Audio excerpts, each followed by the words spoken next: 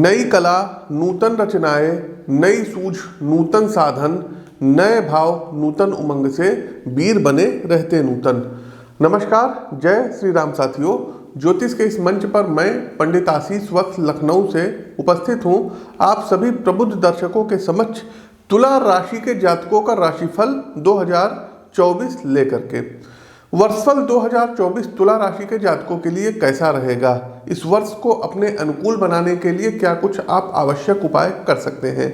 इसके साथ साथ दर्शकों, आपके जीवन के विभिन्न पहलुओं पर इस वर्ष क्या प्रभाव पड़ेगा, जैसे कि आपका वैवाहिक जीवन कैसा रहेगा, आपका आर्थिक पक्ष कैसा रहेगा, आपका करियर कैसा रहेगा, आपका व्यापार कैसा रहेगा, वैवाहिक जीवन कैसा रहेगा, हेल्थ आपकी कैसी रहेगी। तो इन सभी विषयों पर प्रकाश डालेंगे।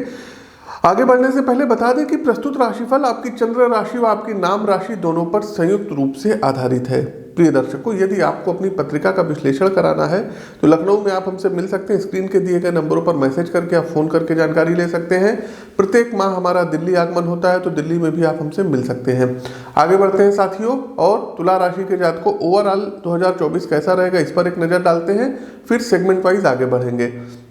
तो देखिए, साल 2024 तुला राशि के जातकों के लिए कुछ मिले जुले परिणाम लाने वाला सिद्ध होगा, जिसमें जो है ग्रह गोचरीय स्थिति कई तरीके से आपका प्रॉपर सपोर्ट करेगी। तो कुछ मामलों में आपको सक्सेस के लिए थोड़ा सा एक्स्ट्रा एफर्ट लगाना होगा। वर्ष की शुरुआत से लेकर के 30 अप्रैल 2024 तक देवगुरु बृहस्पति आपके 7वें भाव में गोचर करेंगे। इस दौरान विवाहित जातकों के लिए जीवन में कुछ समस्याएं आएंगी। साथ ही साथ व्यापारियों को अच्छा मुनाफा कमाने के अच्छे अवसर मिलेंगे। इस दौरान आपका बिजनेस भी ग्रो करेगा। इस पूरे वर्ष शनिदेव आपकी कुंडली के 5वें भाव में रहेंगे, जिसके चलते विवाहित लोगों को संतान प्राप्ति के योग बन रहे हैं। आपका परिवार पूर्ण होगा। यदि किसी प्रकार की कोई दिक्कत जो है परिवार को आगे बढ़ाने में आ रही थी, तो इस वर्ष खुशियां लेकर के आया है।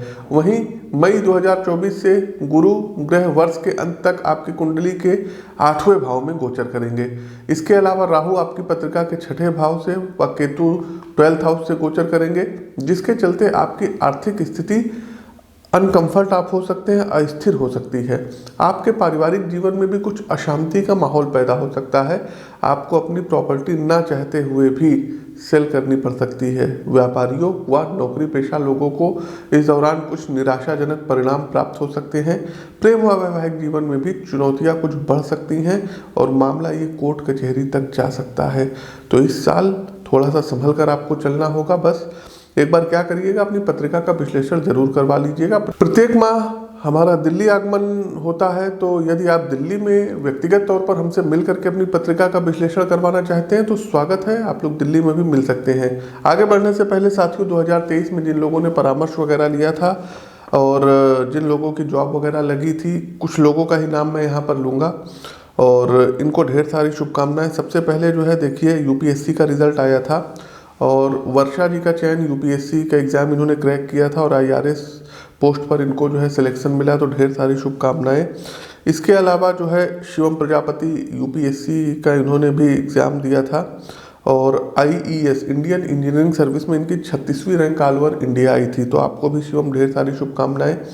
सौरव यादव जी का चयन एसडीएम पद पे हुआ है। उसके अलावा जो है शुभम यादव 13वीं रैंक आई थी यूपीपीसीएस में एसडीएम में, ढेर सारी शुभकामनाएं। भूपेंद्र सिंह जो है बीएसए बने हैं, आपको भी भूपेंद्र ढेर सारी शुभकामनाएं। और भूपेंद्र की पोस्टिंग इस समय यूपी के प्रतापगढ़ में है। सौरव यादव, अखिलेश तिवारी जी, अभिषेक सिंह जी, आप सबका चयन यूपीपीसीएस में हुआ। विजय तिवारी, नायब तहसीलदार अमिताभ तिवारी, नेहा तिवारी और उमेश पांडे का चयन यूपीपीसीएस में हुआ। अनुराग त्रिपाठी का चयन यूपीपीसीएस में हुआ है। अजेंद्र का चयन जो है समीक्षा अधिकारी में, अमन पाल का चयन समीक्षा अधिकारी में हुआ है।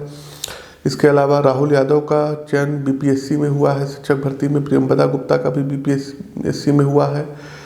प्रिया सिंह का चयन हुआ है, बीपीएससी में हुआ है। और उसके बाद फिर प्रिया का चयन जो है यूपीपीसीएस में जो है लेक्चरर पद पर हुआ है।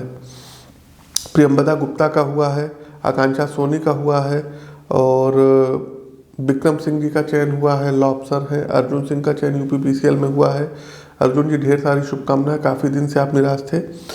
पूजा जी को जो है मतलब ट्रांसफ़र, मनचाहा ट्रांसफ़र मिला है और पुत्र रत्न की प्राप्ति हुई है, इन्होंने भी परामर्श लिया था। तो ये सब है। आकाश भारद्वाज है और पीयूष प्रकाश है, महेंद्र वर्मा है, हितेन कुमार है, शिवम प्रजापति है, मीनल है, तो तमाम लोग हैं दर्शकों, इन लोगों को ढेर सारी शुभकामनाएं। और अब हम आगे बढ़ते हैं प्रॉपर तुला राशि के जातकों, आगे बढ़ते हैं स्वास्थ्य राशिफल 2024 कैसा रहेगा। तो देखिए तुला राशि के जातकों, यह वर्ष स्वास्थ्य के दृष्टिकोण से मध्यम रहने वाला है।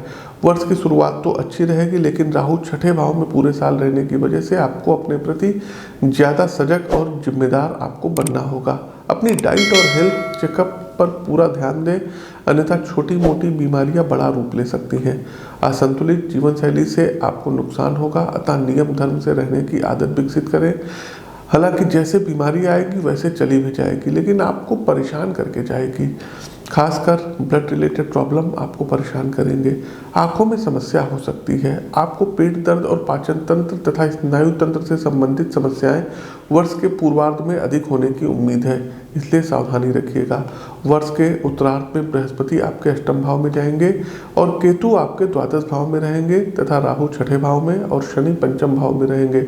अतः इस अवधि में अपने लीवर और पेट का खास ख्याल रखिएगा। कोई भी छोटा मोटा मर्ज दिखने पर तुरंत स्पेशलिस्ट के पास जाइएगा। अब आते हैं कार्यक्रम का अंतिम पड़ाव, आता है उपाय कि उपाय क्या करना होगा। तो सबसे पहले तुला राशि के जातकों, आप मंत्र देख लीजिए। देवगुरु बृहस्पति का मंत्र है ओम ऐं क्लीं बृहस्पतये नमः। तुलसी की माला से प्रत्येक दिन 108 बार इस मंत्र का आपको जाप करना होगा। दूसरा साथियों, 7 गुरुवार आपको पीपल के वृक्ष पर पीला धागा 7 बार लपेटना है, ओम नमो भगवते वासुदेवाय बोलते हुए, और अपने मन में अपनी विशेष को आपको दोहराना है। ये आप शुक्ल पक्ष के प्रथम गुरुवार को करेंगे। तीसरा एक आप लोगों को जो है उपाय करना है, एक अपने जो है, चूंकि आपकी तुला राशि है तो अपने राशि का रत्न पहन लीजिए। एक फायर ओपेल रत्न आता है, इसको चांदी में बनवा करके राइट हैंड की मध्यमा उंगली में मिडिल फिंगर में धारण कर लीजिएगा। कोई भी रत्न धारण करने से पहले एक बार अपनी पत्रिका का विश्लेषण जरूर करवाइएगा। साथ ही साथ दर्शकों, आप लोग चाहें तो नीलम रत्न भी धारण कर सकते हैं। एक 14 मुखी रुद्राक्ष यदि आप लोग व्यापार करते हैं तो 14 मुखी और 1 मुखी रुद्राक्ष का संयोग जो है आप लोग जो है अपने गले में धारण कर सकते हैं। इसके अलावा वर्ष में 1 से 2 बार आप लोगों को रुद्राभिषेक कराना होगा, और हो सके तो इस वर्ष आप लोग जाइए और रामेश्वरम तीर्थ जा करके आप लोग दर्शन कर लीजिएगा। तो ये कुछ उपाय हैं जिनको आप कर सकते हैं। कुछ चीज़ें हैं, छोटे छोटे टिप्स हैं, जैसे सुबह जब आप उठते हैं तो दोनों हथेलियों के दर्शन कर लिया करिए। क्राग्रे वस्ते लक्ष्मी, कर मध्य सरस्वती, कर मूले तो गोविंदा, प्रभाते कर दर्शनम। इससे लक्ष्मी संबंधी जो है दिक्कत आ रही थी, अर्थ संबंधी जो भी दिक्कत आ रही थी, तो माँ लक्ष्मी की कृपा दृष्टि आप पर बनी रहेगी। दूसरा साथियों, आप लोगों को गुरुवार वाले दिन बेसन के लड्डू 200-250 ग्राम खरीद करके गाय को खिलाने होंगे। तो ये भी उपाय जो है अच्छा उपाय है, इसको भी आप कर सकते हैं। तो साथियों, अपनी वाणी को विराम देते हुए ज्योतिष के इस मंच से मैं पंडित आशीष वत्स आप सभी प्रबुद्ध साथियों से विदा लेता हूँ। नमस्कार, राम राम।